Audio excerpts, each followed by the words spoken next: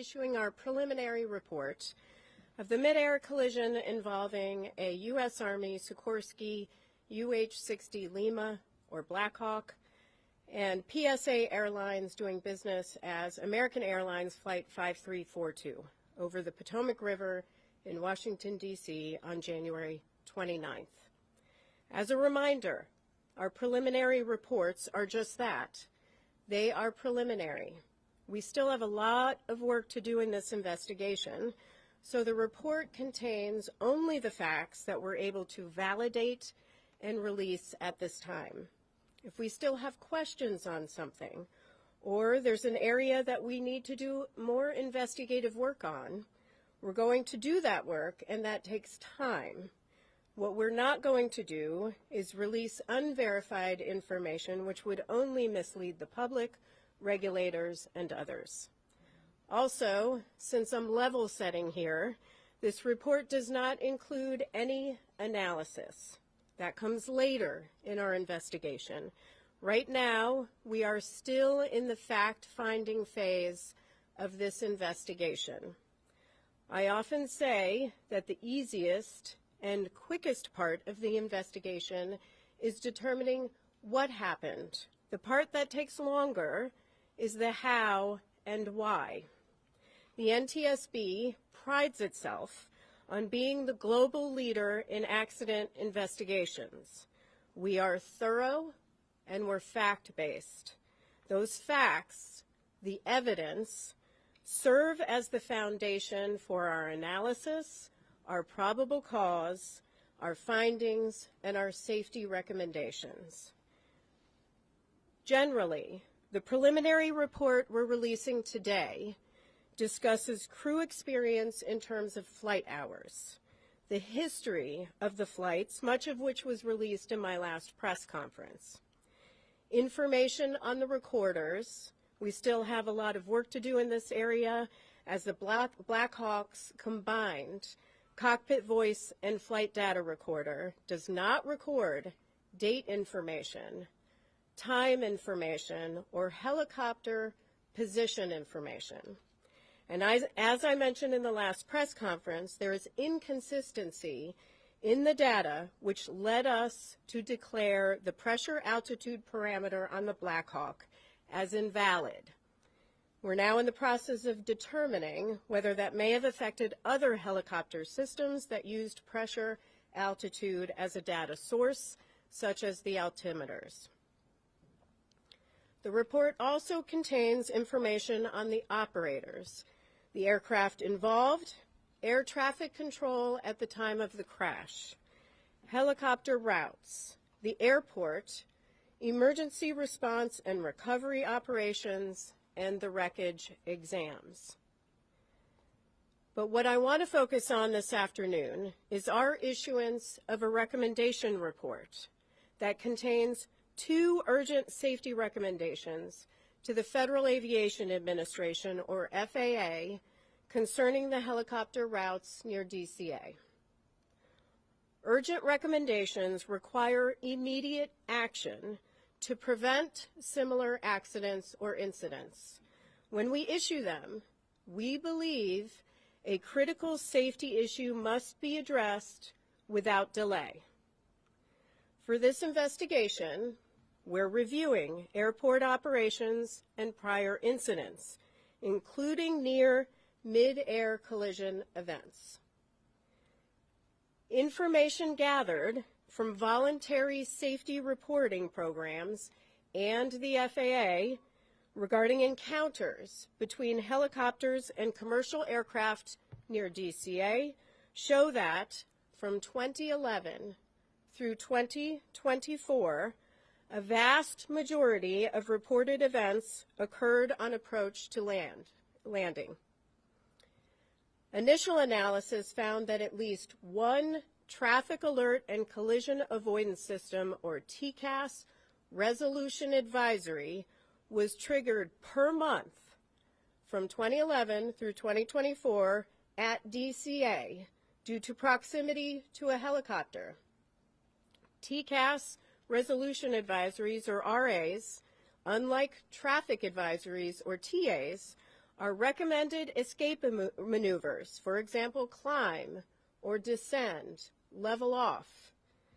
Keep in mind that a TA is issued when the intruding aircraft is about 20 seconds from the closest point of approach or 0.3 nautical miles, whichever occurs first.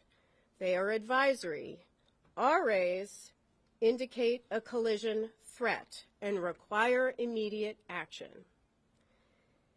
In over half of the encounters we reviewed, again from 2011 through 2024, the helicopter may have been above the route altitude restriction.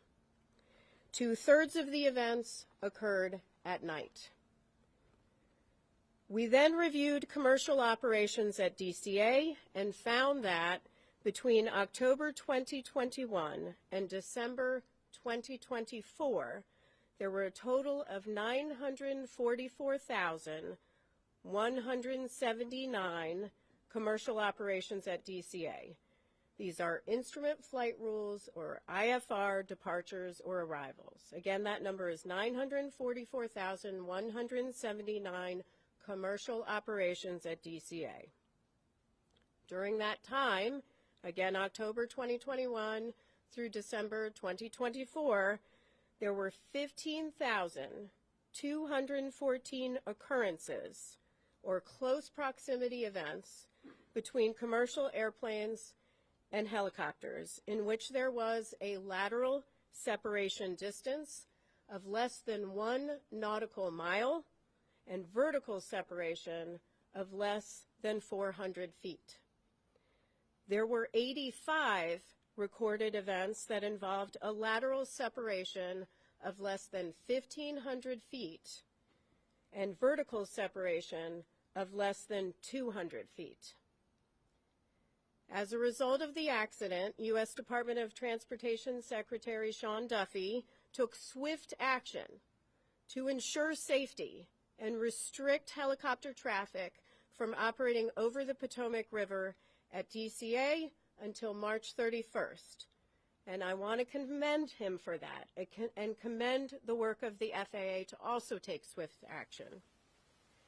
As that deadline nears, we remain concerned about the significant potential for a future midair collision at DCA, which is why we are recommending a permanent solution today.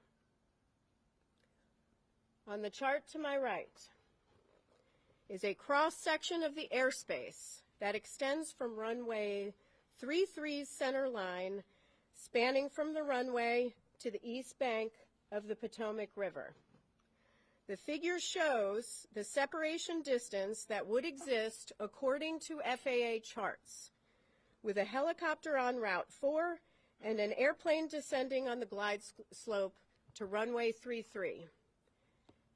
As stated in my last press conference and confirmed by the FAA, helicopter routes established by the FAA have no lateral boundaries, and the Baltimore-Washington helicopter route chart includes no warning for helicopters to operate a defined distance from the shoreline. So this shaded region right here represents an approximation of the area in which helicopters could be flown. We know that the helicopter on the accident date was not in this area. It was to the west. But at the maximum altitude here of just 200 feet, a helicopter operating over the eastern shoreline of the Potomac River would have just 75 feet of vertical separation from an airplane approaching runway 33. 75 feet. That distance decreases if the helicopter is operated farther from the shoreline. And again, this helicopter, the Black Hawk, was operated farther to the west. We've determined that the existing separation distances between helicopter traffic operating on Route 4 and aircraft landing on runway 33 are insufficient and pose an intolerable risk to aviation safety by increasing the chances of a mid-air collision at DCA. Let me repeat that. They pose an intolerable risk to aviation safety. We're therefore recommending today that the FAA permanently prohibit operations on helicopter Route 4 between Haines Point and the Wilson Bridge when runways 15 and 33 are being used for departures and arrivals at DCA. Now, we recognize that a total closure of helicopter 4 between Haines Point and the Wilson Bridge during times when runway 15 and runway 33 are in use would restrict a vital aviation corridor used for law enforcement activity, Coast Guard patrols, and continuity of government operations. Additionally, mandating that controllers hold helicopters in place north or south of DCA while airplanes are operating on runway 15 and runway 33 has the potential to increase risk by adding to controller workload. So we are also recommending that the FAA designate an alternative helicopter route that can be used to facilitate travel between Haines Point and the Wilson Bridge when that segment of Route 4 is closed. From here, our team has a lot of work to do. We'll conduct a number of simulations, including in the Black Hawk simulator, CRJ simulator, ATC tower simulator, all using the accident inputs and conditions. We'll conduct a comprehensive visibility study for the CRJ flight, the Black Hawk flight, and tower visibility, all under night conditions. We will conduct additional interviews in helicopter operations and in air traffic control, and the team will continue to examine the radio altimeters, the barometric altimeters, and additional electronics. With that, I will take questions. Please raise your hand. I will call on you. Please state your name and your affiliation. Yes, sir. Tom Rousey with ABC7 here in D.C. So it sounds like you're saying the way this was done for years, every day was presenting an intolerable risk. Is that a correct characterization? Yes, that is a correct characterization. There's a serious safety issue here, which is why we're issuing these urgent safety recommendations. Fortunately, and I am pleased that Secretary Duffy took immediate action. Now we need to see that more permanent solution. Well, now that said, the alternate, you're recommending an alternate route. Couldn't that take it over homes and potentially create battles there? That is something that the FAA has to look at as part of designating that route, which is why we're not prescribing a particular route. That is something they'll have to look at. Next question.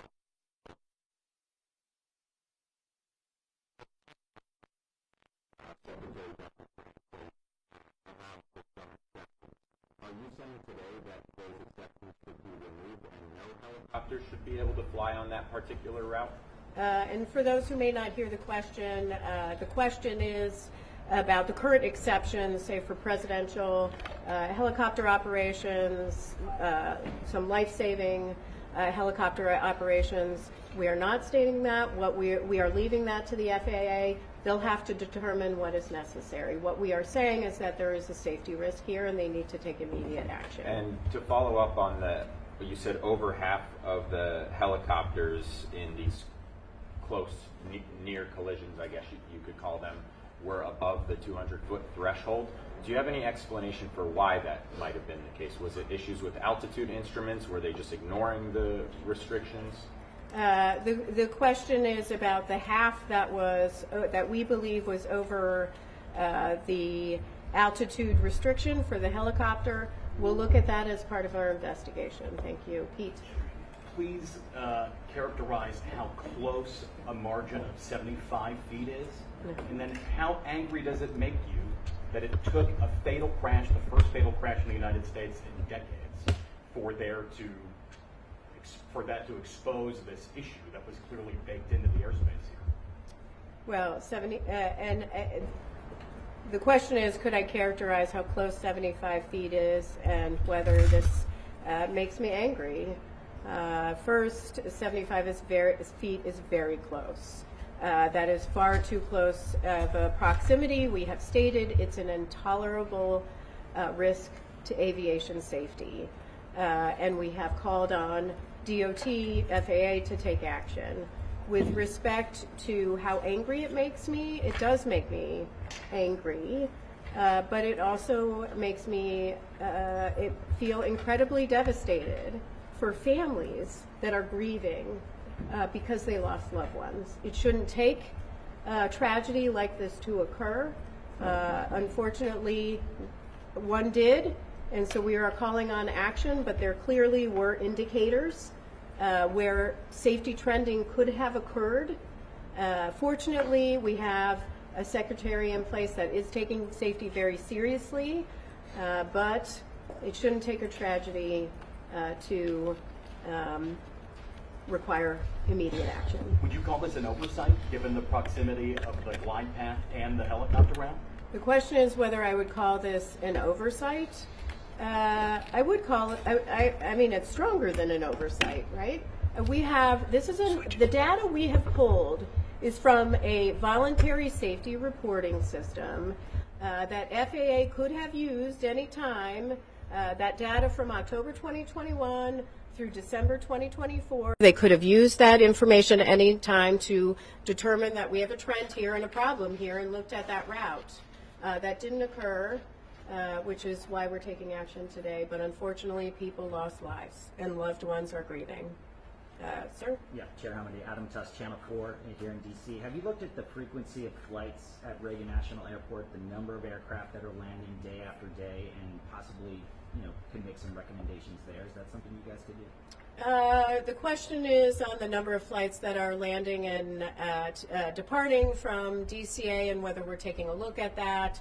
Certainly everything is on the table right now as far as our investigation is concerned, and we will look at that. We're certainly going to look at separation distances between landing and departing aircraft as part of our investigation. That's something we would look at, but that's still to be done.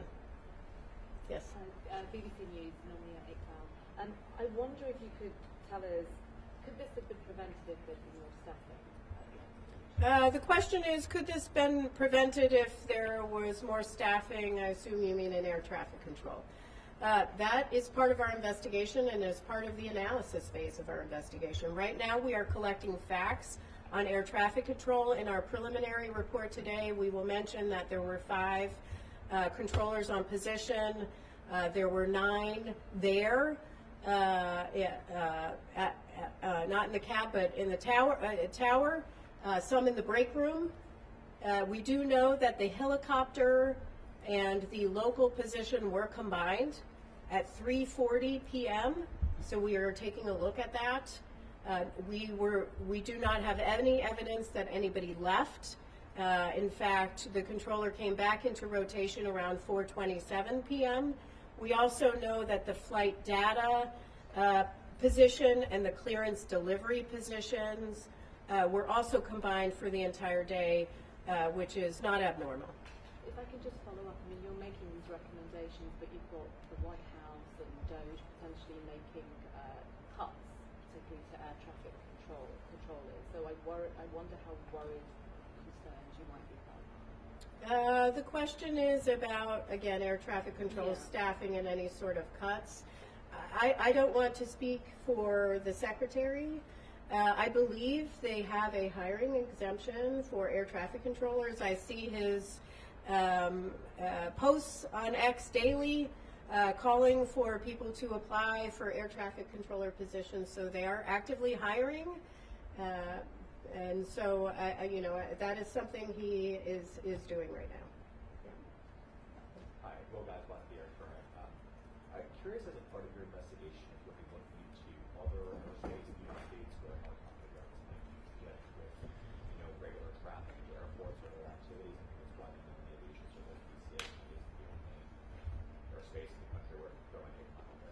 Yeah, the question is whether we're looking at other airspace where there can be encounters between airplanes and helicopters.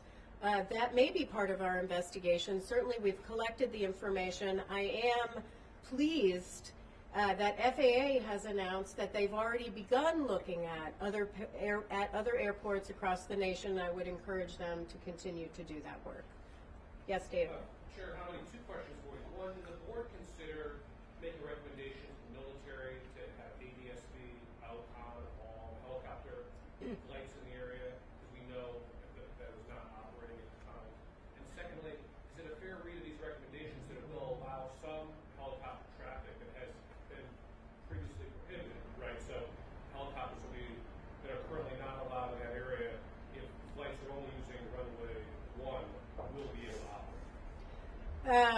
The last question is about runway 1. Yes, our recommendations are focused on runway 15 and runway 33 and prohibiting that helicopter traffic when those are in operation. We did not address runway 1.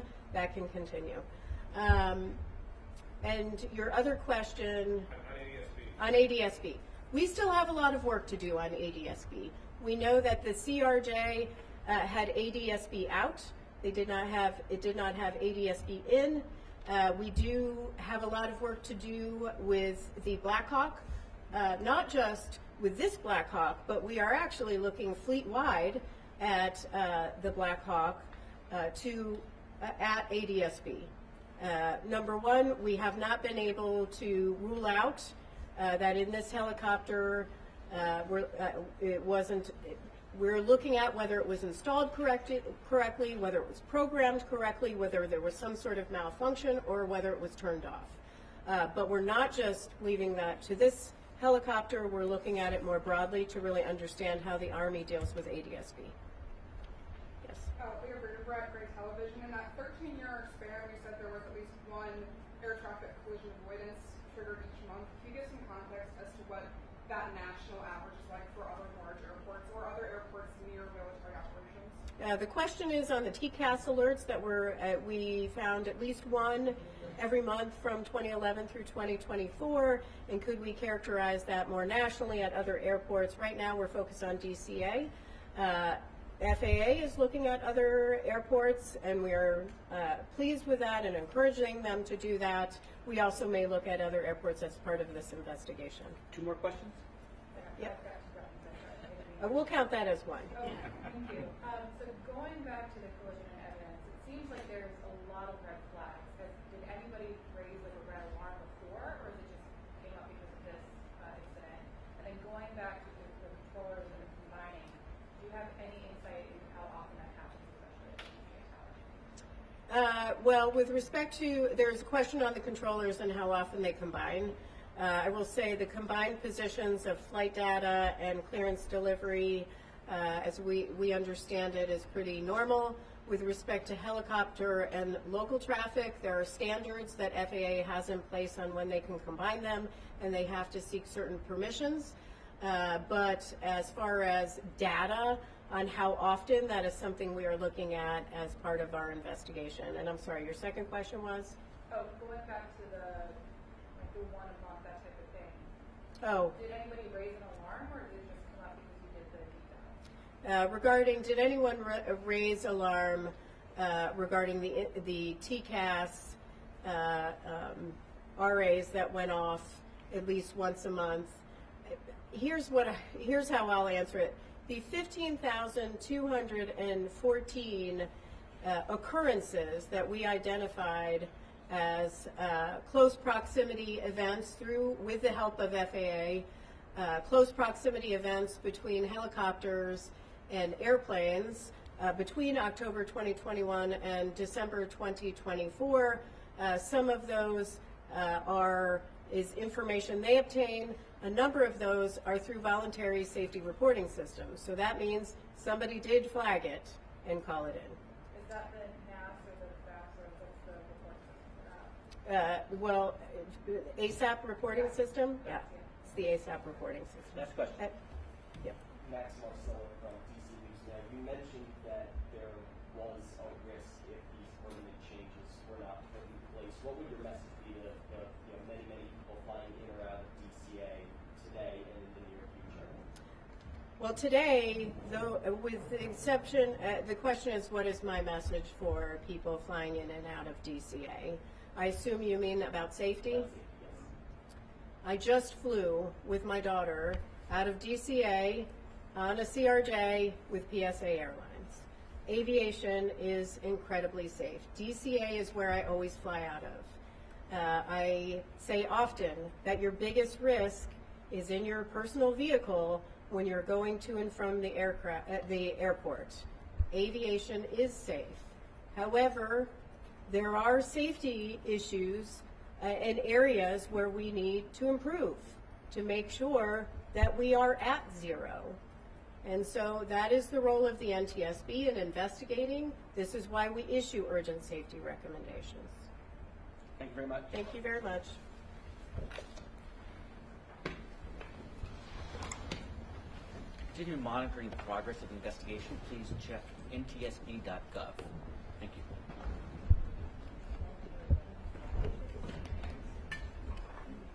Hey, Eric, can we stay here for a bit? Yeah. Okay.